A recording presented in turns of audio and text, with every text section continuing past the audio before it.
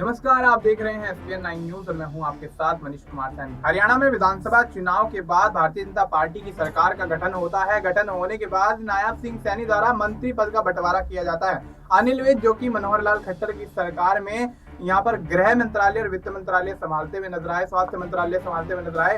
इस बार कहीं ना कहीं अनिल विज को इन सभी मंत्रालयों से वंचित रख के परिवहन और बिजली विभाग सौंप दिया गया। तो अब स्थिति साफ है कि अनिल विज के जो मन का मंत्रालय था वो उनको मिलता हुआ नजर नहीं आया है। तो स्थिति साफ है कि कहीं ना कहीं भारतीय जनता पार्टी के साथ एक बार फिर से बगावती सुर दिखाते हुए अनिल विज यहाँ पर नजर आ सकते हैं। और देखा जाए तो जिस तरह से उनको ये मंत्रालय दिए गए उसके बाद से अनिल विज एक तौर से नाखुश यहाँ पर नजर आ रहे हैं। पूरी तरह से यहाँ पर देखा जाए तो अनिल विज कहीं ना कहीं भारतीय जनता पार्टी का खेल अब भी बिगाड़ सकते हैं। और ऐसे में सरकार का बेशक गठन हो गया हो, लेकिन अनिल विज बगावत करते हैं तो हो सकता है यहाँ से वो कुछ विधायक ले जाएं और कांग्रेस के खेमे में एंट्री कर लें। और अगर ऐसा होता है तो वाकई बनी बनाई सरकार हरियाणा के अंदर बिगड़ती हुई नजर आएगी। और ऐसे में नायब सिंह सैनी को एक बड़ा झटका हरियाणा की राजनीति में लगता हुआ नजर आएगा। इस मुद्दे पर चर्चा जारी रहेगी। हमारे साथ हमारी सहयोगी माही मौजूद हैं। माही, बहुत बहुत स्वागत है आपका। माही, किस तरीके से देखती हैं इस पूरे सिनेरियो को? लोकसभा चुनाव के दौरान अनिल विज की बगावत निकल कर आई, विधानसभा के चुनाव के दौरान अनिल विज की बगावत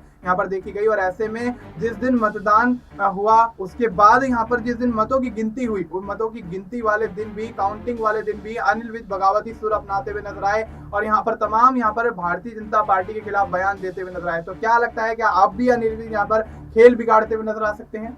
जी बिल्कुल, देखिए अनिल विज का जो एक दौरा रहा है कहीं ना कहीं भारतीय जनता पार्टी में काफ़ी बड़ा रहा है। जब खट्टर वहाँ पर देखिए मुख्यमंत्री थे तब स्वास्थ्य मंत्रालय, गृह मंत्रालय, वित्त मंत्रालय जैसी कमान जो है वो अनिल विज के हाथ में थी। लेकिन जैसे ही नायब सिंह सैनी आते हैं धीरे धीरे उनका ग्राफ गिरने लगता है। वहीं सबसे ज़्यादा ग्राफ तब गिरा था जब आपने मनीष देखा होगा कि किसान आंदोलन हो रहा था और अनिल विज ये साफ तौर पर कहते हैं कि मैं कुछ बोल नहीं पा रहा हूँ, सरकार में हूँ, सरकार के खिलाफ नहीं जा सकता। तमाम तरीके की बातें उनके मन में है लेकिन वो नहीं बोल पा रहे थे। तो ऐसे में ये साबित होता है कि कहीं ना कहीं अनिल विज उसी समय से भारतीय जनता पार्टी से नाराज थे।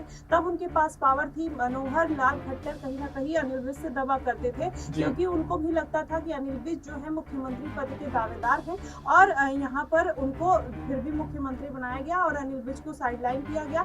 यही कारण है कि अनिल विज का दबदबा तब खट्टर सरकार में माना जाता था। लेकिन जब से नायब सिंह सैनी आए हैं तब से अनिल विज का जो सूखड़ा है वो साफ होता नजर आया और आपने देखा किस तरीके से छोटे छोटे 3 विभाग अनिल विज को पकड़ा दिए गए जबकि वो डिजर्व नहीं करते थे। और वहीं देखिए लोकसभा चुनाव में भी अनिल विज की जिस तरीके से नाराजगी दिखकर सामने आई थी, फिर विधानसभा चुनाव में फिर वही नाराजगी देखने को मिली। और ऐसे में आपने देखा कि राव इंद्रजीत सिंह भी बड़े दावेदार बनते हुए नजर आ गए, लेकिन आप देखिए किस तरीके से वो गायब होते हुए नजर आए। जैसे ही मंत्रालय का बंटवारा हुआ अनिल विज को 3 विभाग मिले, लेकिन उसके बाद वो चर्चा में बने हुए हैं, लगातार एक्शन मोड में है, बीजेपी के लिए काम कर रहे हैं, लेकिन मन में कहीं ना कहीं उस बात की कसक जरूर है और कांग्रेस पार्टी पर हमला भी कर रहे हैं। तो कहीं ना कहीं वो अपना बेस्ट देने की कोशिश कर रहे हैं, लेकिन उससे ये साबित नहीं होता है कि अनिल विज को किसी भी तरीके की परेशानी नहीं है। और इसका एक बड़ा कारण ये भी हो सकता है कि अनिल विज को जिस तरीके से भारतीय जनता पार्टी ने साइडलाइन किया, और भारतीय जनता पार्टी अनिल विज को लेकर ही नहीं, तमाम ऐसे बड़े नेता हैं जिनको भारतीय जनता पार्टी ने साइडलाइन किया और उनको कोई पद भी नहीं दिया। यहाँ पर अनिल विज को पद दिया जा रहा है, ये भी कहीं ना कहीं बड़ी बात है। और शायद यही बात अनिल विज के समझ में भी आ रही है कि भारतीय जनता पार्टी ने एकदम से साइडलाइन ना करके फिर भी उनको किसी लायक समझा है और वो राजनीति के अंतिम पड़ाव पर होकर भी 3 विभाग संभाल रहे हैं। तो शायद यही कारण है कि अनिल विज कहीं ना कहीं इसमें भी संतुष्टि दिखाते हुए नजर आ रहे हैं। लेकिन अगर किसी भी तरीके के अंदर खाने में कोई दिक्कत चल रही होगी तो अनिल विज आखिर कब तक इस तरीके का संतोष करते हुए नजर आएंगे, किस तरीके से संतुष्टि दिखाते हुए नजर आएंगे, कहीं ना कहीं ये बड़ा सवाल खड़ा होता है। अंदर खाने में कहीं ना कहीं ये भी माना जा रहा है कि अनिल विज अभी भी भारतीय जनता पार्टी और नायब सिंह सैनी से नाराज है, लेकिन जनता के बीच आकर जिस तरीके से मैसेज देने की कोशिश कर रहे हैं उससे ये साबित हो रहा है कि कहीं ना कहीं अनिल विज जो है वो अपने पद को लेकर, अपने मंत्रालय को लेकर हमेशा से पहले भी खुश थे, अभी भी खुश है,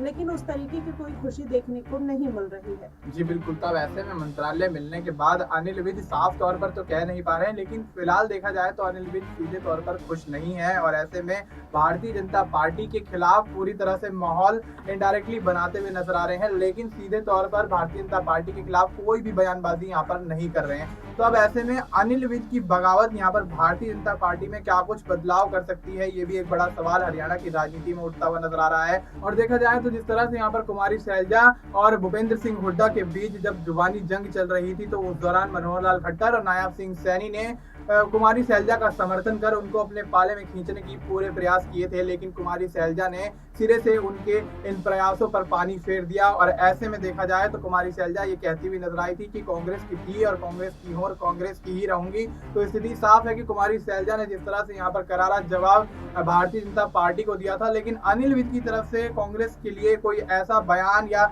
इस तरीके की बातें निकल कर नहीं आ रही हैं। तो स्थिति साफ है कि अनिल विज भारतीय जनता पार्टी के तमाम फैसलों से संतुष्ट नहीं है, खुश नहीं है। तो ऐसे में उनको बड़ा मंत्रालय नहीं मिलना, नायब सिंह सैनी का बड़े मंत्रालय अपने पास रख लेना कहीं ना कहीं अनिल विज की बगावत को जन्म देता हुआ नजर आ रहा है। वहीं यहाँ पर एक दूसरा सवाल ये भी रहेगा कि अगर यहाँ पर अनिल विज ने साफ तौर पर ऐलान कर दिया बगावत का, तो क्या नायब सिंह सैनी की कुर्सी पर आंच आएगी? क्योंकि देखा गया कि गृह विभाग नायब सिंह सैनी ने अपने पास रखा है और जितने भी बड़े विभाग हैं वो ज्यादातर नायब सिंह सैनी के पास हैं। तो क्या नायब सिंह सैनी को भी बड़ा झटका लगता हुआ नजर आ सकता है?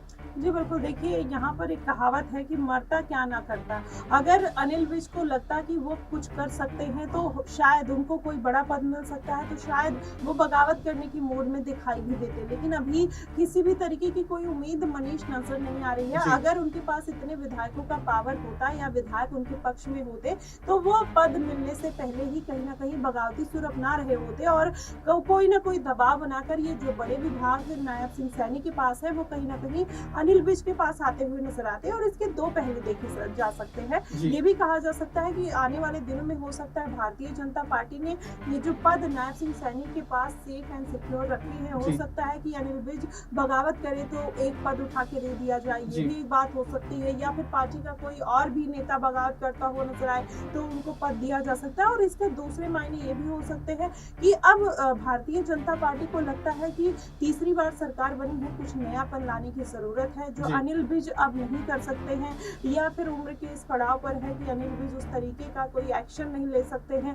या हो सकता है कि पार्टी के अंदर खाने में जनता की कुछ ऐसी प्रतिक्रिया आई हो जिसको लेकर अनिल विज की जो छवि है वो धूमिल होते हुए नजर आई। क्योंकि भारतीय जनता पार्टी में आपने अक्सर देखा होगा वो उन्हीं नेताओं को दरकिनार करते हैं जिनकी जो छवि है वो जनता के बीच में अच्छी नहीं होती है, या फिर जो पार्टी से लगातार बगावत कर चुके होते हैं। दो ही कंडीशन में भारतीय जनता पार्टी उनको साइडलाइन करती है। अब अनिल विज कौन से क्राइटेरिया में फिट आते हैं ये भारतीय जनता पार्टी को पता होगा, लेकिन उसके साथ ही अगर देखा जाए तो कहीं ना कहीं जो समीकरण बनते हुए नजर आ रहे हैं, अनिल विज किसी भी तरीके की बगावत करेंगे ऐसा नहीं लगता। करना होता तो वो पहले ही विधानसभा चुनाव में या शपथ ग्रहण के टाइम पर ही वो बड़ा बवाल करते हुए नजर आते हैं। और जो सीटों का फासला है मनीष, अगर देखा जाए तो काफी ज्यादा है। अगर एक दो विधायक, तीन विधायक की बात होती तो शायद अनिल विज ये कोशिश करते हुए नजर आते, लेकिन अभी यहाँ पर एक दो विधायक की बात नहीं है, बात यहाँ पे 10 से 12 विधायकों की है। तो ऐसे में इतना बड़ा उलटफेर करना अनिल विज के बस की बात नहीं है, शायद इसीलिए वो शांत दिखाई दे रहे हैं। जी बिल्कुल, तो ऐसे में बड़ा उलटफेर करना अनिल विज के यहाँ पर पास नहीं है। तो अब ऐसे में कहीं ना कहीं देखा जाए तो अनिल विज की बगावत से भारतीय जनता पार्टी को कोई खासा प्रभाव तो नहीं पड़ेगा, लेकिन जिस तरह से माही ने पूरा सिनेरियो समझाते हुए बताया कि अगर यहाँ पर अनिल विज बगावत करते हैं तो नायब सिंह सैनी के पास जो 10 से 12 विभाग हैं, शायद उसमें से कुछ विभाग यहाँ पर अनिल विज को भारतीय जनता पार्टी सौंपती हुई नजर आए। और अगर ऐसा होता है तो अनिल विज की बगावत को यहाँ पर कुछ समय के लिए शांत होता हुआ देखा जा सकता है। और ये भी हो सकता है कि अनिल विज साफ तौर पर भारतीय जनता पार्टी के खिलाफ जो बगावत करते हुए नजर आ रहे हैं उसमें उसको कहीं ना कहीं छोड़ते हुए नजर आए। अब किस तरह के समीकरण हरियाणा की राजनीति में बनते और बिगड़ते नजर आएंगे, इस पर हमारी नजर बनी रहेगी। फिलहाल बाकी देश और दुनिया से जुड़ी तमाम जानकारी के लिए आप देखते रहिए SK9।